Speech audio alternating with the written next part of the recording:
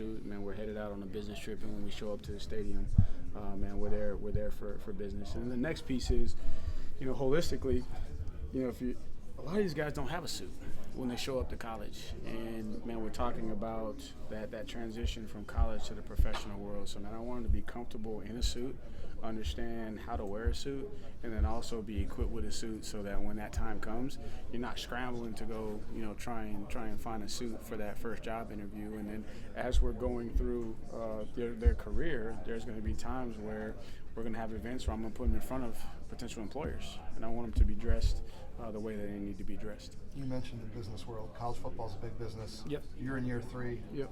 People want to see results That's from right. you.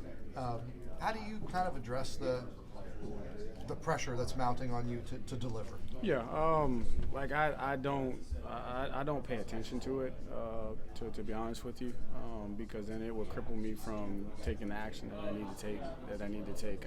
I know the constraints, the parameters, the opportunities for growth, the opportunities that we missed within our program, and I also know the challenges that we faced.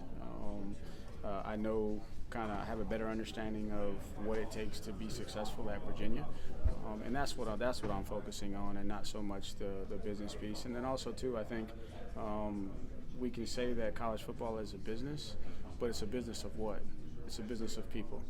It's a developmental business, and we can make it as transactional as we want to, but as long as it's taking place in a college environment, I think you're still going to have a developmental piece. And at times, development takes time, right? And then depending upon how you want to build the program is going to determine the amount of time that it takes. And I believe that at the University of Virginia, they want to build the program the right way, and that's what we're doing. And then obviously, the timetable of the people that are above me, like that's.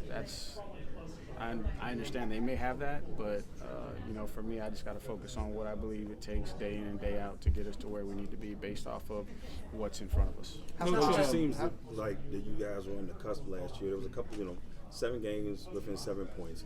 Obviously, 5 of them didn't go your way, but what do you want, or what do you think the team needs to do to get over that hump this year, and in those close games, pull those games off? Yeah, so I think if you look at, year 1, we struggled to be competitive consistently, game in and game out. I think in year 2, you saw that the competitive belief in the guys was building to where now they're getting games to the fourth quarter. And then the next piece is, how do you win those games in the fourth quarter?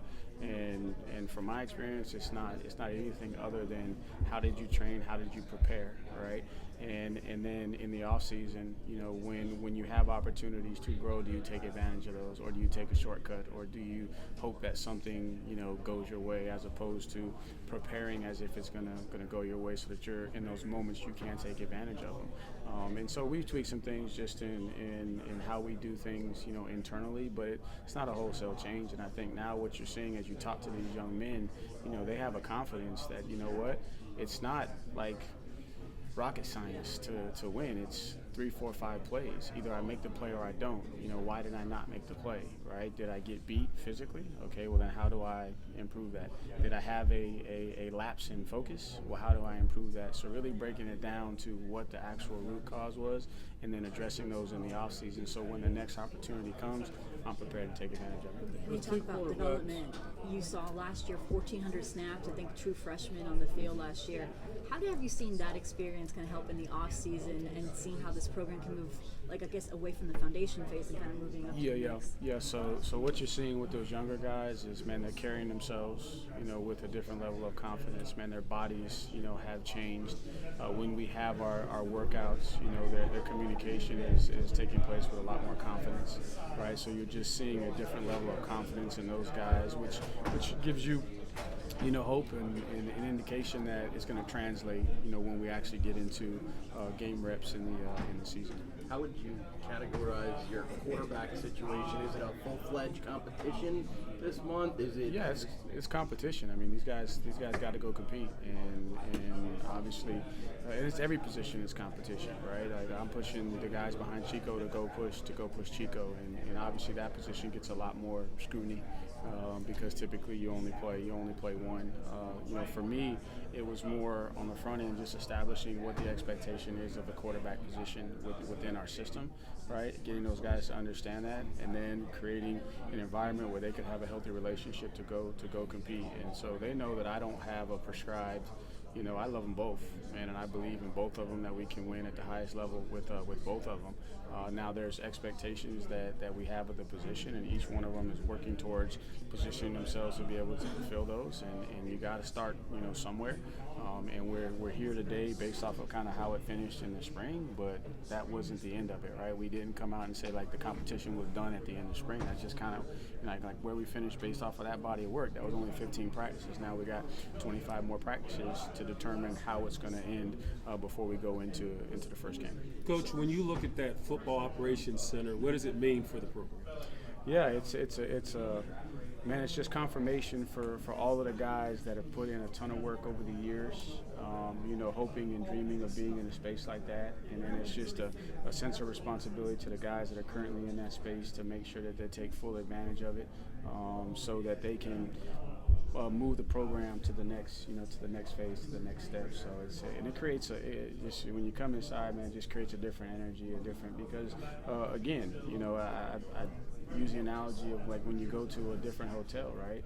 When you walk into one of those hotels where it smells nice, it looks nice, and everything is clean, man, it gives you a different level of excitement about your stay, and I think it's kind of creating that energy. But then also, right, for our guys, that's not the end all be all, right? It helps to create, a little bit more sense of urgency, but then we got to do the rest. What have you seen in those two quarterbacks in the spring and now the off season that gives you even more confidence? Yeah, so starting with Tony, I think that if you look over his career, he's had a ton of production. So I think you know that the potential for production is there. For us, it was the biggest thing is, okay, now you're through year one in the system. Now I want you to really take control of everything, because you're at a place in your career where you're a little bit more mature, have a little bit more experience. Now let's take it to where you have command of the offense. And then with AC is like, okay, we gotta harness, right, that youth and that intensity and that fire, and we got to be able to transition appropriately some of that into the command, and being able to play the position, holistically. And so I've seen both of those guys. AC's done a great job, man. His body has changed. Even Tony's body has changed. Both of their bodies have really changed this offseason, which I'm excited about. Their leadership during our what we call skills and drills, which are their voluntary workouts. Just the returns that I'm getting for the folks that are out there, it's the best that it's been in years. Just with the commitment of the guys to showing up to voluntary workouts, right? It's voluntary, right? But we also know that, man, there's a certain amount of work that has to go in, and a lot of that stems from the quarterbacks, setting the tempo, right? And then just watching those guys really embrace the new transfers and just the amount of extra work that you see in these guys, man. When you walk up there, they're always there. Somebody's always on the field. They're throwing, they're building chemistry, and man, those are the things that nobody sees that helps translate into success on the field, because they have that chemistry and that camaraderie. But we shouldn't read too much into the fact that Tony is here and AC is not. I wouldn't read into it, just because like the competition is still going, and I haven't come out and said that this is exactly what we're doing. And in fairness to both of those guys, and Tony was coming off of injury coming into the spring too, so some of the the off season work he missed because of the shoulder surgery, right? And then obviously you don't have as much of the live work going on in spring practice, because you only got the 15 practices, and a couple of those are in short. So in fairness to both of them, right? And AC made tremendous progress. So it was really just a decision. And I know some schools brought multiple quarterbacks and all of that, and but we stated we got a competition going on. I think Tony has stated, man, that he's in competition. Really, it was show the defense a little bit of love, let them get the two guys to come, and then not make too big of a deal. I think internally our guys are in a good space.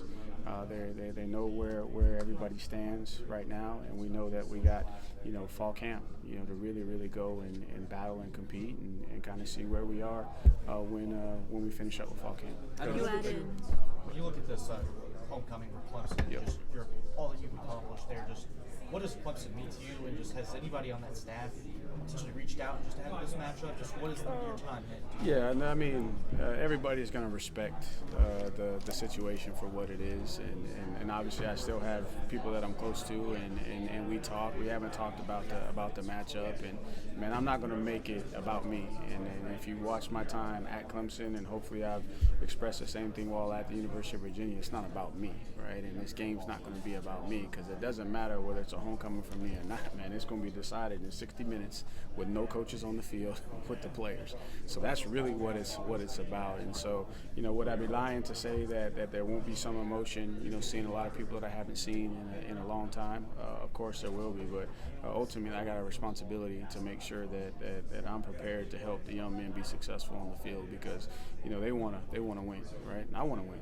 Right, and I know that what Coach Sweeney is going to tell them on the other side, they're going to want to win, right? And so we got a football game to play, and but Clemson is a special place, outside of the football success. Man, it's where I went and developed and transitioned from a boy to a man, and met my wife there, and my kids were born there. So there's a lot of things outside of football that makes Clemson such a special place, and then on top of that, you add the football success, but that chapter kind of, I'm in a new chapter now, and that's where I'm focused. And so my responsibility will be on that day to the University of Virginia and the players on the sideline and our staff.